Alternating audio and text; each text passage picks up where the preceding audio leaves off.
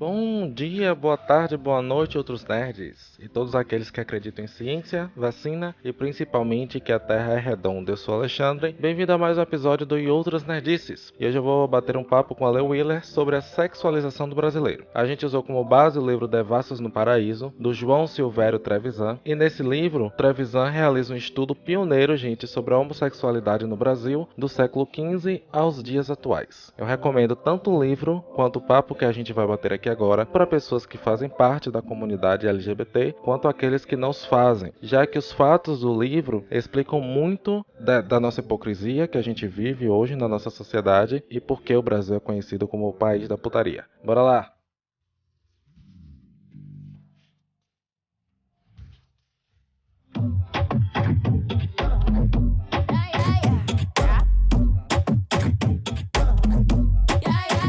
A mí me gusta.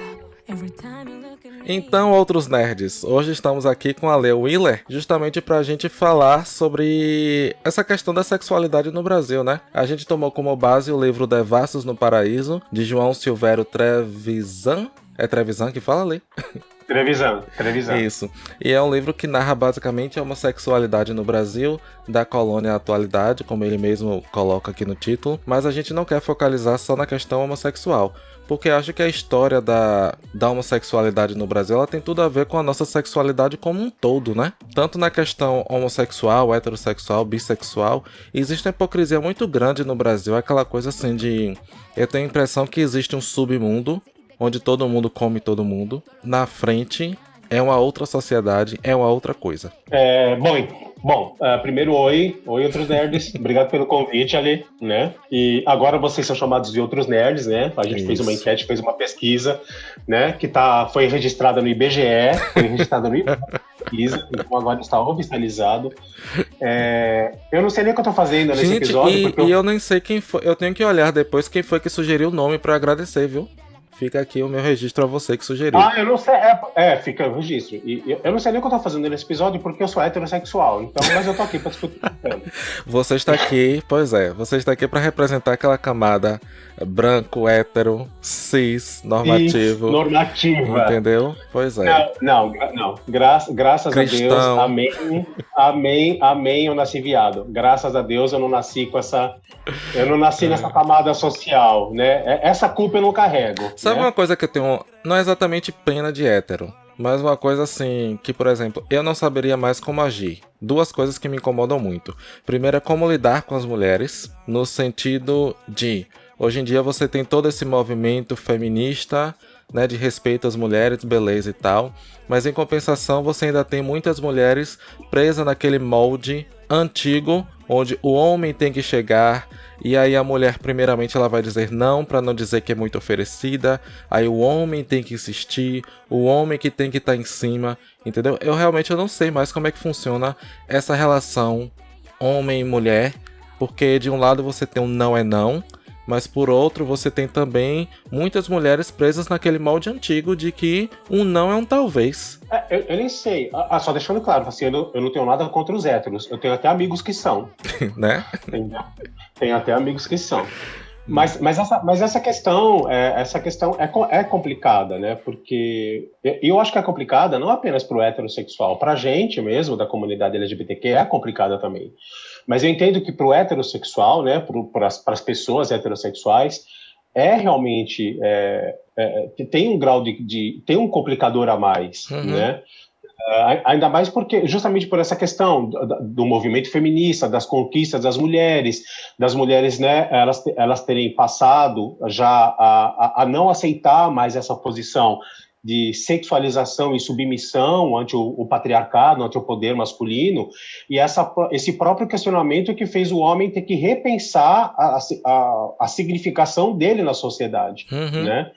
Então, é muito complicado isso, porque isso não mexe apenas com dinâmicas sociais de homem e mulher, né, enquanto gênero, mexe também com questões sexuais e afetivas. Então, tá muito complicado, né? Mas, assim, ao mesmo tempo que é complicado, eu acho que é um momento de transição.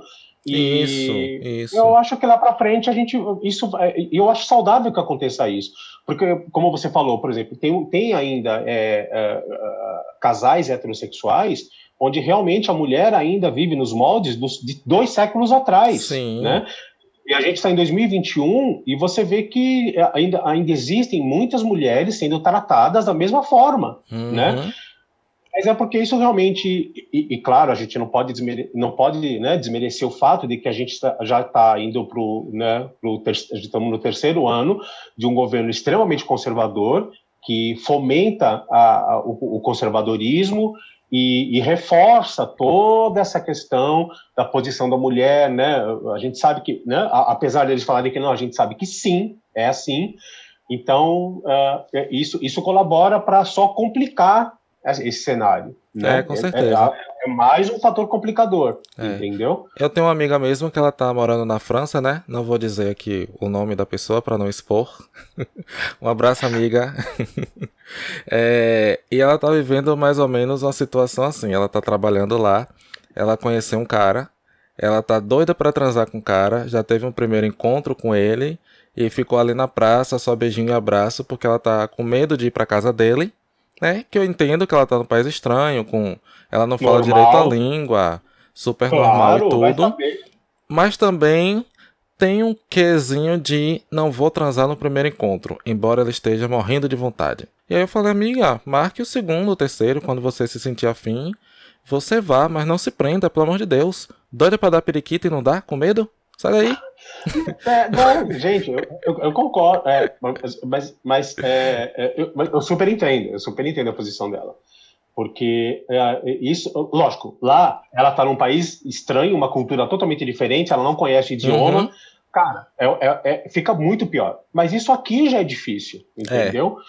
Independente se é hétero ou queer ou trans ou o que for, cara, a situação é a mesma, porque você conhece a pessoa, você vai transar no primeiro encontro? Eu acho que assim, essa questão de assim, eu não transo no primeiro encontro porque passa a impressão que você é fácil, que você está se dando. Gente, pelo amor de Deus, vamos jogar isso no lixo, por favor, né? Porque isso então, sou super fácil, tá? Qualquer coisa no Instagram. Isso é um moralismo, sabe, do século XVII, pelo amor de Deus. Eu acho que é o que você falou. Mas eu não quero. Tá, você quer transar no primeiro encontro? As 2 pessoas querem e rolou e tá de boa? Ótimo. Agora, se você não se sente confortável, aguarde o seu momento. Mas o outro cara quer. Se ele quer e ele tá forçando e você não quer, manda o cara passear. Já é um ótimo sinal para mandar passear, né? Já é um ótimo sinal para você falar, não, peraí, você tá puxando a barra. Eu não quero. Não, então segue, vai para lá, segue o teu caminho, eu vou pro meu caminho, porque não é assim que eu quero. Eu acho que tem que ser quando as 2 pessoas se sentem prontas para isso, entendeu? Exatamente.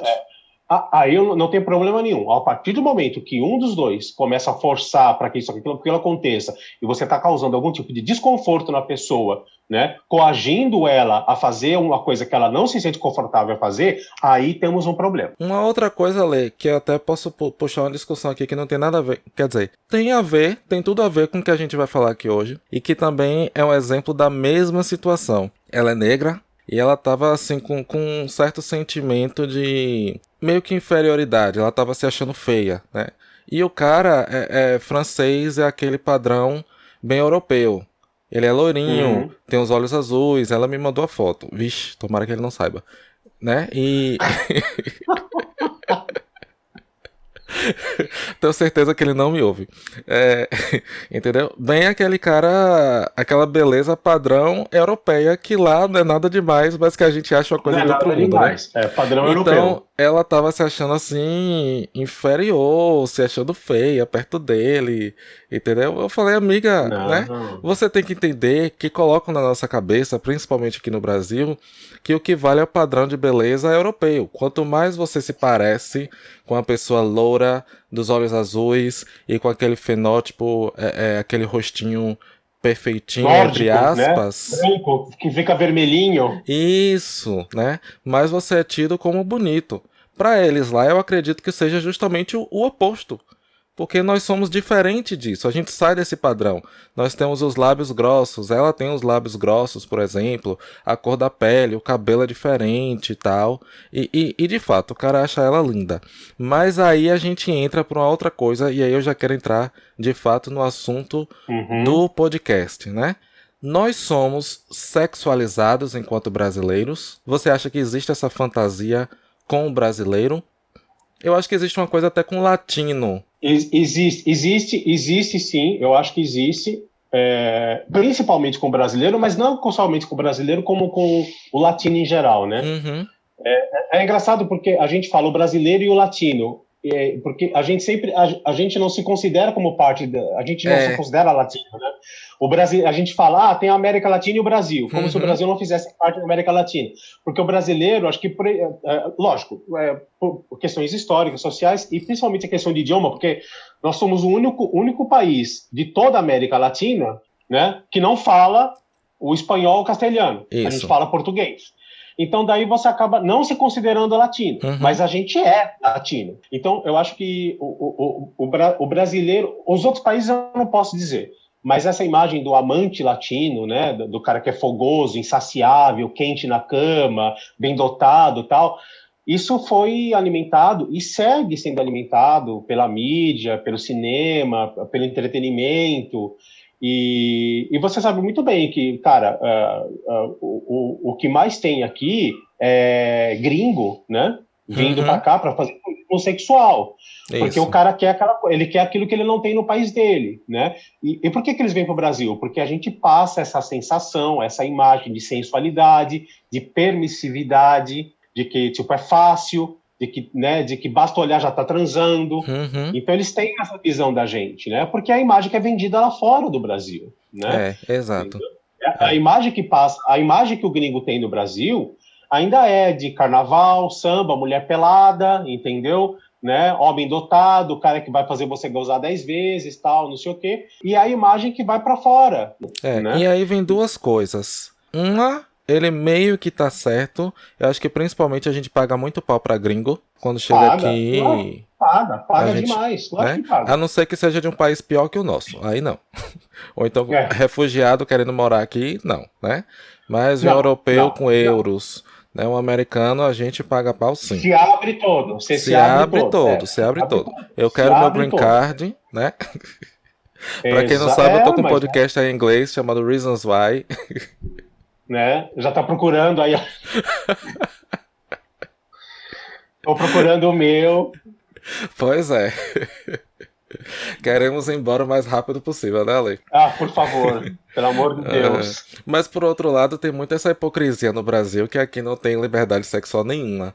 Na verdade, nós somos, assim, uns castrados sexuais. A gente faz muita coisa por baixo do pano e as pessoas julgam muito. Europa, por exemplo, eu acho que as pessoas sabem separar muito bem o que é nudez e o que é sexo. Então a mulher lá no parque, ela quer fazer o topless dela, ninguém vai olhar de uma forma sexualizada, né? Aqui uma mulher não pode botar o peito pra fora pra amamentar o filho, que vira polêmica. Tá pedindo pra ser estuprada, né? Então a gente vive essa repressão sexual muito grande aqui. Existe, por isso que eu falo, essa imagem de que o Brasil é o país da putaria, ela é válida só tipo, além das nossas fronteiras, entendeu? Lá fora, no Xvideos, nos canais de putaria, né? É só você procurar. Se você procurar lá fora, o que vai ter lá de canal, né? De Amador Brasil e Macho do Brasil. Nós somos uma mulher categoria. Brasileira. Travestis brasileiras. Travestis brasileiras. E não é só isso. Se você faz. Cara, é real. Vai no Xvideos e procura, né, vídeos de sexo brasileiro. O sexo brasileiro. E o que você vai encontrar? Você não vai encontrar, deve ter, mas é muito pouco. E aí é uma outra camada em cima dessa objetificação e sexualização. Porque eu acho que eu diria 90%, a grande maioria, se não a maioria absoluta desse conteúdo pornográfico que está na internet, que fala do Brasil, você vai ver que são homens e mulheres negras. Porque é a fetichização que existe, a sexualização, entendeu? Né? É o que você vai ver. A mistura, né? É a mistura. Faz sucesso. Vê se tem algum homem branco, gay ou hétero, até hétero você vai achar um ou outro, mas vê se tem vídeo gay de homem branco, brasileiro, ele pode ser o passivo, entendeu? Mas a maioria absoluta vai ser o negro dotado ativo, porque é a objetificação que é feita, entendeu? Agora, essa questão da putaria realmente cara. Lá fora, todo mundo acha que aqui, tipo, o pessoal transa na rua. E a gente sabe que aqui, agora, nesses 3 anos que a gente tá vivendo, é que a gente tá vendo a cara real do Brasil, Sim. né? E eu vi gente espantada, nossa, mas o que aconteceu? Nossa, o que está acontecendo no Brasil? Eu falo, gente, não está acontecendo nada.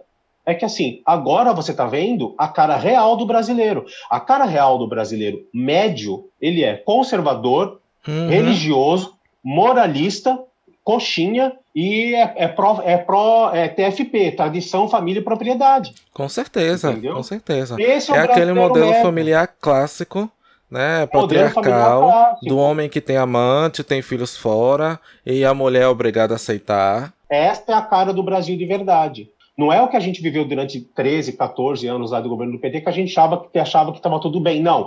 Isso, no governo Bolsonaro que a gente tem agora, essa é a cara do brasileiro médio real, entendeu? Não gosta de viado, não gosta de negro, não gosta que a mulher trabalhe fora, não pode ter cota, não pode ter direito para minoria, é tudo mimimi, é vitimismo, é meritocracia. Essa é a cara do brasileiro de verdade. Pois é, que vergonha. Por isso que eu quero meu green card. Você é que tem amigos estrangeiros, enfim. E como é que aconteceu isso, Ale? Como é que fatos históricos que a gente pode relatar assim, principalmente que são muito bem descritos aqui no livro do João Silvério, que eu tô doido pra conhecer, por sinal, viu? Quando eu for em São Paulo eu quero conhecer. Que fatos é que são descritos aqui no livro que a gente pode, assim, associar ao que a gente tem hoje, né?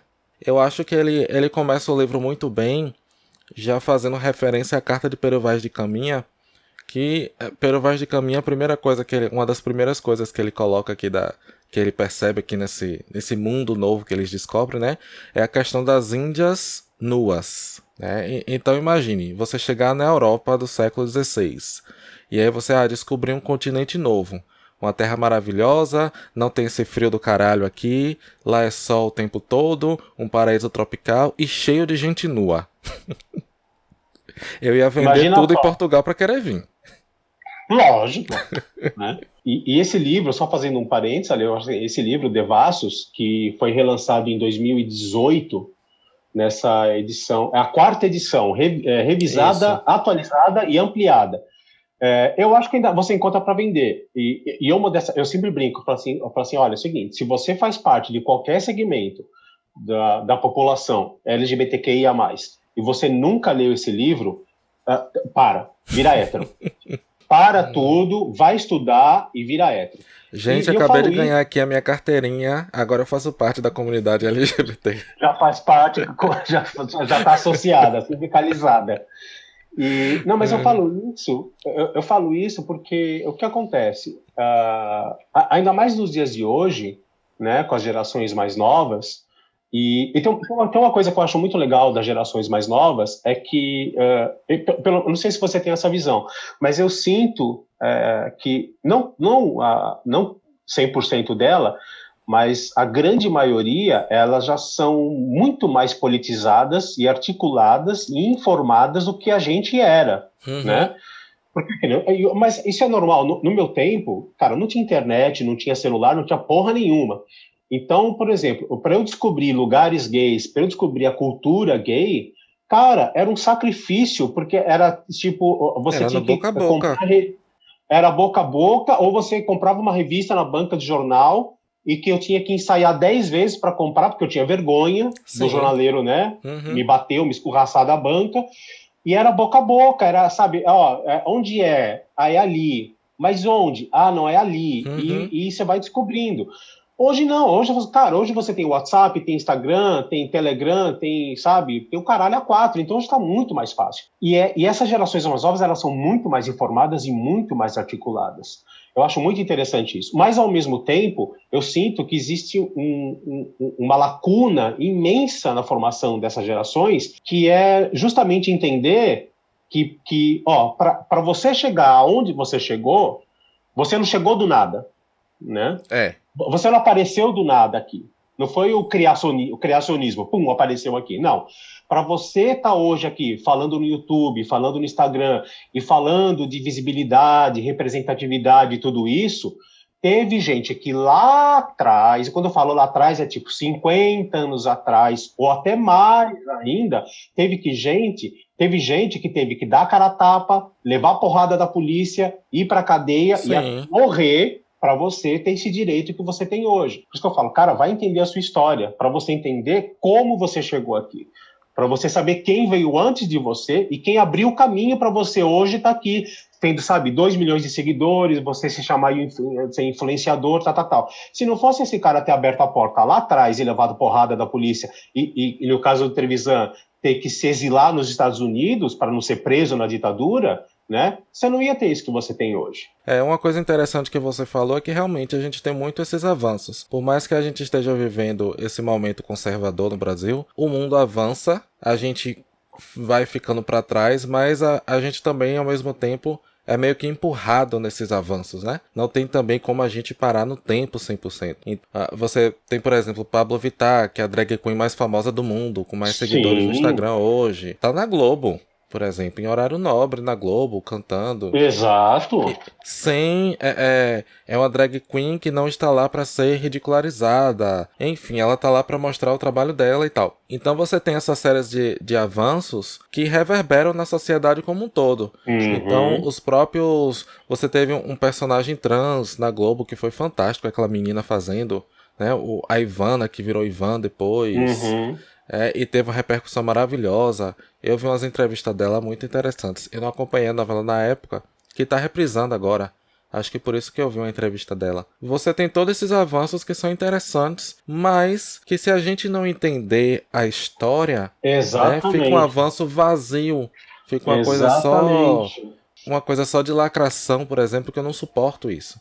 Aquela lacração vazia. Exato. E eu acho que nesse ponto o Devassos do Paraíso ele é não só assim, lógico, o Devassos do Paraíso se não for o maior, é um dos maiores tratados sobre a homossexualidade no Brasil. Tem Sim. outros livros que, se você se interessar, você vai achar livros tão bons quanto. Mas o Devassos realmente é uma pesquisa que o Trevisan dedicou uma boa parte da vida dele para fazer. E como você falou, ele conta, cara, desde o descobrimento do Brasil, né, desde a parte da Carta do Pero Vaz e Caminha, que tinha essa questão da permissividade, porque eles chegaram aqui, cara, com a cultura europeia, e os índios aqui, cara, andavam todos nus, né, porque Uhum. era normal, não tinha nada de sexual naquilo. Andar com as vergonhas de fora. Não tinha problema nenhum, e nem aquilo nem era vergonha, era normal. E outra, você estava num país tropical, é um país que faz um calor do caralho, um calor infernal. E é engraçado e o próprio Trevisan fala isso no livro, como é engraçado, como, né, eles chegaram, lógico, primeiro, como você falou, os caras ficaram doidos, né, cara? Você imagina, ver um bando, Uhum. né, ver um bando de homem e mulher pelado, fácil, com certeza já chegaram estuprando as índias, né, fizeram uma desgraça toda. Uhum. Mas eu acho que, e isso ele conta no livro, mas que o legado dessa parte do descobrimento foi justamente uma que, quando Portugal descobriu aqui, quem eles mandaram para cá, eles não mandaram médico, engenheiro, advogado, eles não mandaram a nata da sociedade brasileira, né? Eles não mandaram. Né? Quer Isso. dizer, só depois que Dom João saiu fugido de Portugal, fugindo de Napoleão, que ele veio para cá, é que aí começou a ter, a sociedade se elevou porque ele trouxe a corte toda a tiracolo. Mas aí foi muito depois, Foi né? muito Então, depois. você já tinha uma sociedade brasileira estabelecida. Estabelecida, mas o que Portugal fazia é que Gerações. eles mandavam para cá, quem, cara? Eles mandavam só a escória da sociedade portuguesa. Quem vinha para cá era tipo a ralé da ralé da ralé, no conceito social da época.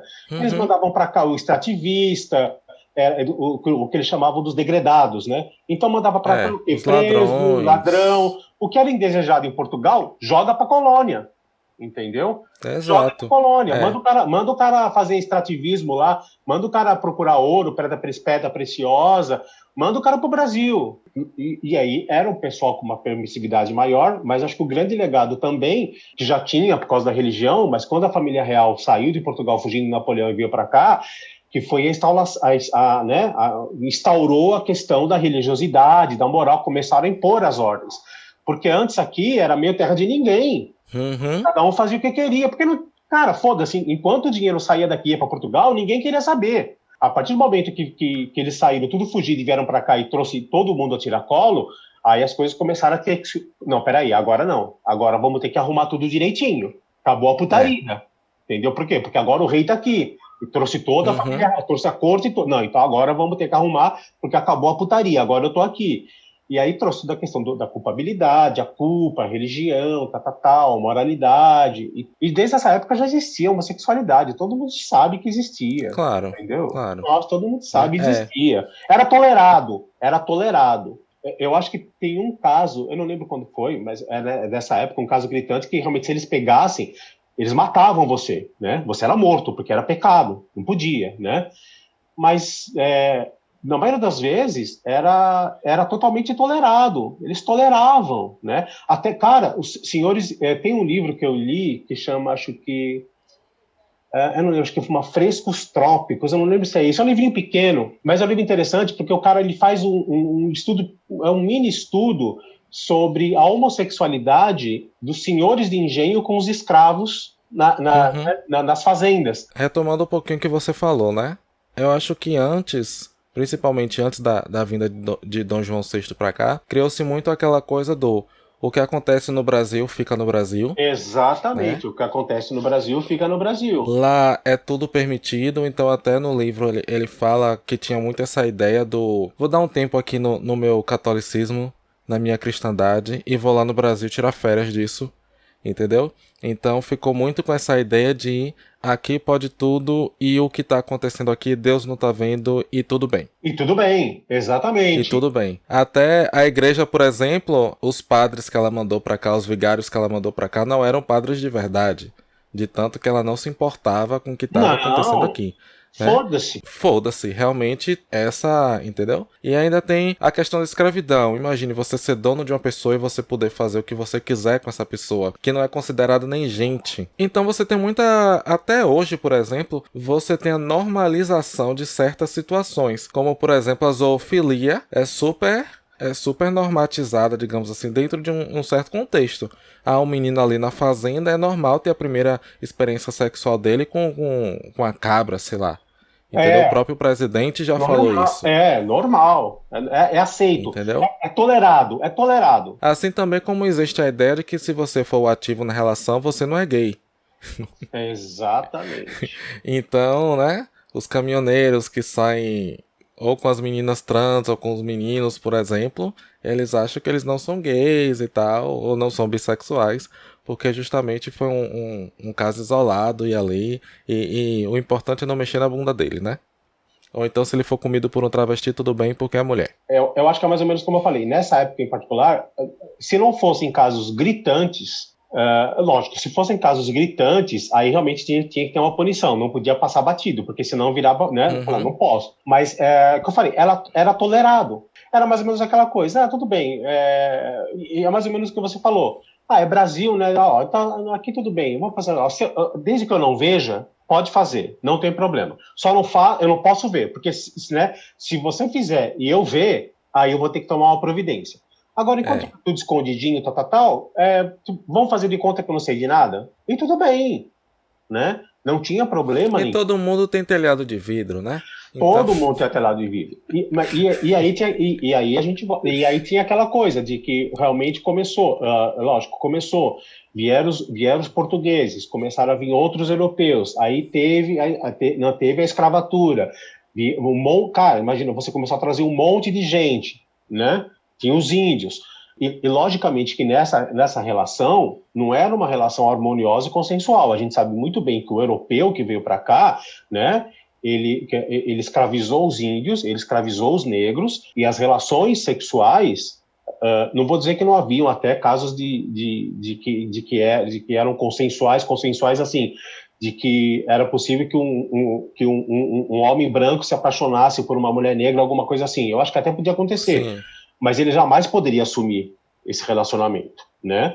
A grande maioria dos relacionamentos eram abusivos e era uma questão de posse. Então, assim, o homem, ele podia estuprar a índia ou a mulher negra porque era o que se esperava dele.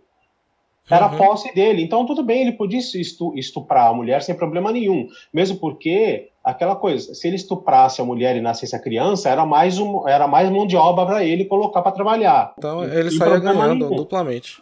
Exato, sem problema nenhum, né? E a igreja, lógico, a igreja fazia vista grossa. Por quê? Não era interesse da igreja mexer nisso. Mas mais ou menos assim, de tempos em tempos, ó, pega meia dúzia aí e dá 100 chibatadas para mostrar que a gente tá fazendo alguma coisa, entendeu? Mas só para mostrar. Agora o resto do tempo, tolera.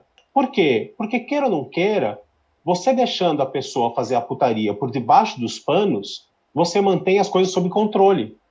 Fica todo Tanto o mundo... caso de pedofilia que você tem aí na igreja e não acontece Claro, nada, né? não acontece Só nada. pega o padre, tira da paróquia e bota em outra.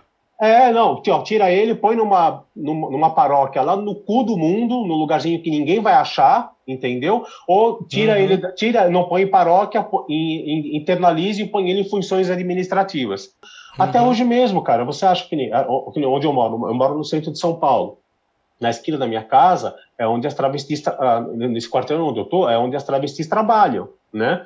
E você acha que se houvesse algum movimento unificado, organizado e coordenado para acabar com isso, elas estariam aqui ainda? Não, eles já tinham matado elas há muito tempo. Não existiria mais. Sim. Mas aquela coisa, é tolerado. Por que é tolerado? Porque as pessoas precisam daquilo. Porque, cara, tem alguém que vai lá e vai consumir o que ela está vendendo. Então, tolera-se, é tolerado. Né? E de tempos em tempos... É aquela coisa, todo mundo assiste filme pornô, mas ninguém quer seu filho sendo ator pornô. Não, né? Ninguém quer, entendeu? Tolera-se, vamos tolerar por quê? Porque isso aqui ajuda a manter o equilíbrio das coisas, né? Ajuda a manter a pessoa desafogada, né? É na sauna ou no clube de sexo que o pai de família vai lá, vai chupar uma rola, vai dar o cu dele, entendeu? Né? E vai sair. E depois volta para os braços da mulher. É importante voltar para casa. Volta satisfeito, né? Volta satisfeito, não aporrinha a mulher, não bate nos filhos e continua a vidinha dele. Aí daqui a, 10 dias ele volta, chupa mais uma rola, dá novamente o cu, sabe? E volta feliz para casa, satisfeito, porque ele fez a parte dele, entendeu?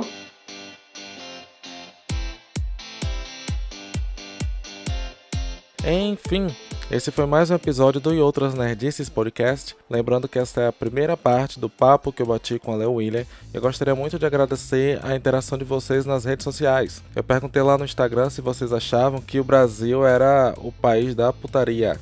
Dicinho, como sempre, um abraço, meu lindo, falou que desde o primórdio.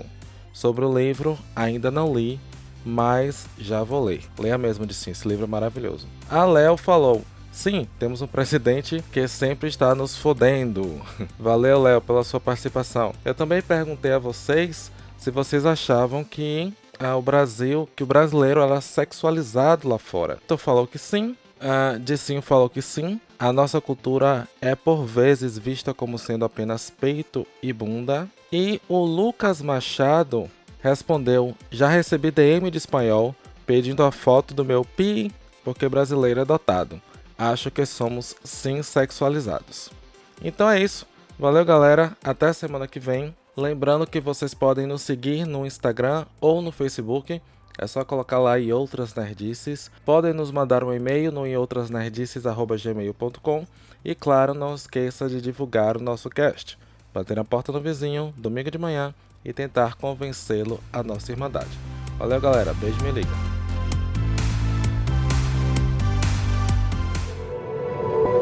Este podcast faz parte do movimento LGBT Podcasters. Conheça outros podcasts através da hashtag LGBT Podcasters ou do site www.lgbtpodcasters.com.br.